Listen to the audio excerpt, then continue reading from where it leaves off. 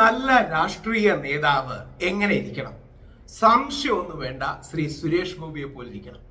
തൃശൂർ പൂരം നടത്തി ഗംഭീരമാക്കിയതിന് ശ്രീ പിണറായി വിജയൻ സാറിന് നമസ്കാരവും നന്ദിയും പറയുന്ന, നമ്മുടെ വാസവൻ മന്ത്രിക്ക് നന്ദിയും നമസ്കാരവും പറയുന്ന, മന്ത്രി രാജനെ കെട്ടിപ്പിടിച്ച് ഉമ്മ കൊടുക്കണമെന്ന് പറയുന്ന ശ്രീ സുരേഷ് ഗോപിയാണ് നല്ല മലയാളിയുടെ, കക്ഷി രാഷ്ട്രീയത്തിന് അതീതമായി നല്ല രാഷ്ട്ര നിർമ്മാണത്തിൽ വിശ്വാസമുള്ള ഒരു സാധാരണ ഇന്ത്യക്കാരന്റെ, മലയാളിയുടെ പ്രതീകം.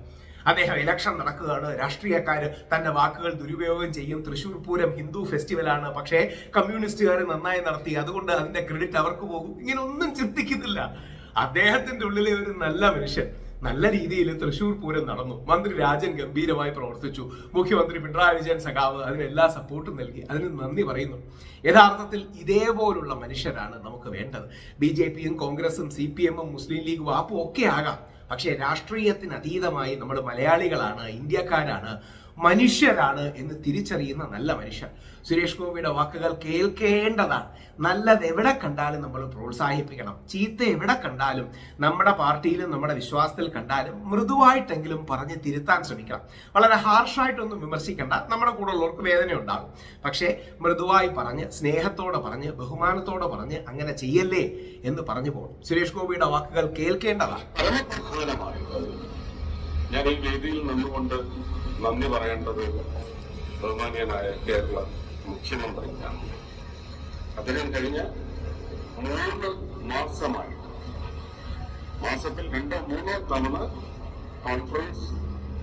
വീഡിയോ കോൺഫറൻസിംഗ് വഴി ഞാൻ അടക്കമുള്ള വളരെ പേഴ്സണലായിട്ട് വിളിച്ച് ഈ സംഗമങ്ങളിൽ ഉണ്ടാവണം, എന്തെങ്കിലും വളരെ സബ്സ്റ്റാൻഷ്യൽ ആയിട്ടുള്ള നിർദ്ദേശങ്ങളോ അഭിപ്രായങ്ങളോ രേഖപ്പെടുത്താനുണ്ടെങ്കിൽ രേഖപ്പെടുത്തണം, ഉണ്ടാവണമെന്ന് ആവശ്യപ്പെട്ടതിന് പ്രകാരം 1-2 കോൺഫറൻസുകൾ വെച്ച് ബാക്കി എല്ലാ കോൺഫറൻസിലും ഞാൻ പങ്കെടുത്തിട്ടുണ്ട്.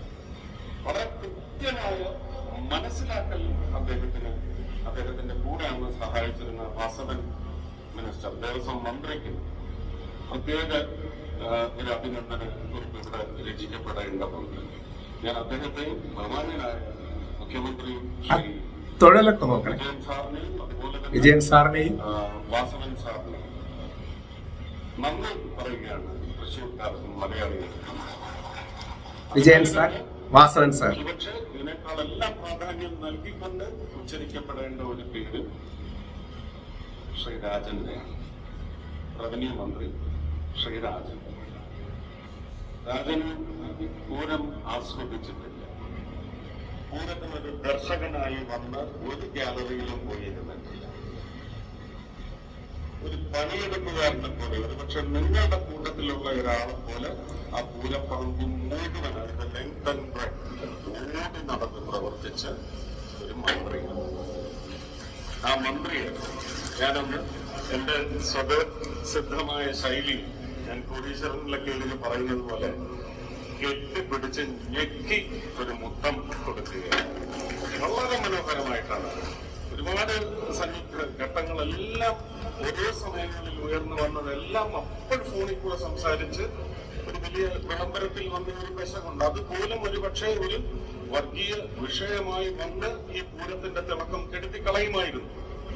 അതുപോലും അങ്ങനെ ഒരു അബദ്ധം സംഭവിച്ച കേന്ദ്രത്തിന് കൃത്യമായ നിർദ്ദേശം നൽകിക്കൊണ്ട് ശ്രീ രാജൻ, റവന്യൂ മിനിസ്റ്റർ, എന്നോടൊപ്പം ചേർന്ന് നിന്നു എന്ന് പറയുന്നത് രാഷ്ട്രീയത്തിന്റെ ഈ കാര്യത്തിൽ ഒരു സ്ഥാനവുമില്ല. രാഷ്ട്രീയ പാർട്ടിയുടെ തത്വങ്ങൾക്കൊന്നും യാതൊരു ഒരു ബന്ധവുമില്ല ഈ കാര്യത്തിൽ. എല്ലാവരും ഒറ്റക്കെട്ടായി നിൽക്കുമെന്ന് പറയുന്ന പ്രഖ്യാപനം ഞാൻ രാജന്റെ പ്രവർത്തനത്തിലും ചിന്തയിലും കണ്ടിട്ടുണ്ട്. അദ്ദേഹത്തെ ഒന്ന് വാരിക്കണർന്നുകൊണ്ട് തന്നെ അഭിനന്ദനങ്ങൾ അറിയിക്കുന്നു. അതാണ് നന്മ. സുരേഷ് ഗോപി പറയുന്നത് ബാലൻസ് ചെയ്യാൻ വേണ്ടി പറയുന്നതല്ല, നിഷ്പക്ഷം ചമയാൻ വേണ്ടി പറയുന്നതല്ല, ഏതെങ്കിലും രാഷ്ട്രീയക്കാരൻ നമ്മൾ അങ്ങോട്ടും ഇങ്ങോട്ടും പ്രശംസിക്കാൻ വേണ്ടി പറയുന്നതല്ല. ഒരാളുടെ മനസ്സിലത് തോന്നി, പുള്ളി അത് പറഞ്ഞു. ഈ നന്മ നമുക്ക് രാഷ്ട്രീയത്തിലേക്കും സമൂഹത്തിലേക്കും കൊണ്ടുവരാം. നമ്മുടെ കൂടെയുള്ളവരാകട്ടെ, എതിരാകട്ടെ, പകുതി എതിരും പകുതി അനുകൂലവും നിൽക്കുന്നവരാകട്ടെ, ആരെങ്കിലും നല്ലത് ചെയ്താൽ നല്ലതിനെ നല്ലതെന്നും ചീത്തയെ ചീത്തതെന്നും നല്ലതിനെ നല്ലതെന്ന് ഉറച്ചു പറയണം. ചീത്തയെ ചീത്തയെന്ന് പതുക്കെ പറഞ്ഞ് തിരുത്താൻ ശ്രമിക്കണം. അതാണ് രാഷ്ട്ര നിർമ്മാണം. വേറെ ഒന്നുമില്ല, ഇത്രയേ ഉള്ളൂ, സിമ്പിളാണ്. നല്ലതിനെ നല്ലതെന്ന് പറയണം, ചീത്തയെ ചീത്ത എന്ന് പറയണം. നല്ലതിനെ നല്ലതെന്ന് ഉറക്കെ പറഞ്ഞ് നമ്മൾ അവർക്ക് കൈയടി കൊടുക്കണം. ചീത്തയെ ചീത്തയെന്ന് പതുക്കെ പറഞ്ഞ് സ്നേഹത്തോടെ തിരുത്താൻ ശ്രമിക്കണം. ഇതാണ് രാജ്യസ്നേഹം, ഇതാണ് മതസൗഹാർദ്ദം, ഇതാണ് രാഷ്ട്രീയം, ഇതാണ് ആത്മീയത, ഇതാണ് വിശ്വാസം, ഇതാണ് നന്മ, ഇതാണ് മുമ്പോട്ടുള്ള വഴി. ജയ് ഹിന്ദ്, ഗോഡ് ബ്ലെസ്.